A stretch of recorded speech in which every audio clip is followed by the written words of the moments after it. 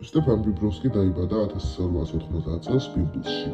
პოლონეთი იშვიათი დაავადებით, რის შედეგადაც სქელი ქერათმა სხეულის თავიდან ფეხებამდე ფარავდა. მის მომჭვირო გარეგნობამ შუქი ჩავდა დედა, რომელიც მას საზღვრად თვლიდა. ფანიკის ბიზნესმენს გადასცა, რომელმაც მისი მდგომარეობითი სარგებლობა და ატრაქციულად აქცია. ბიბროვსკიმ ევროპის ჩემპიონატის მასშტაბით აღლუმი გამართა, სადაც ხალხი შეიკრიბა ლომის სახიანი ბიჭის ანახავად. 1901 წელს იგი გადაიყვანეს ამერიკაში, სადაც მისმა ცხოვრებამ კიდევ ერთი დრამატული ცვლილება განიცადა. ერთხელ ამერიკაში ცნობილმა ცირკმა შეისყიდა იგი.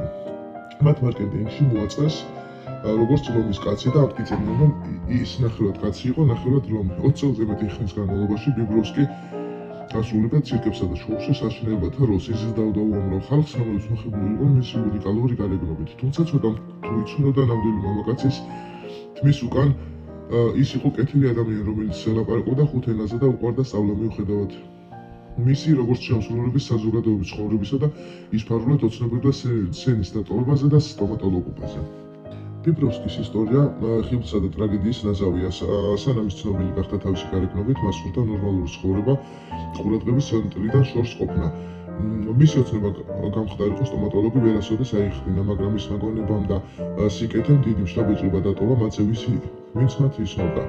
მის დღეს მისი ცხოვრება ემსახურება როგორც შეხსენებას იმისა შესახებ, თუ როგორ განსჯის საზოგადოება ხშირად ადამიანებზე მათი გარეგნობის მიხედვით, ხოლო შიგნიდან მის სულს კი ვერავინ ვერ უყურებს.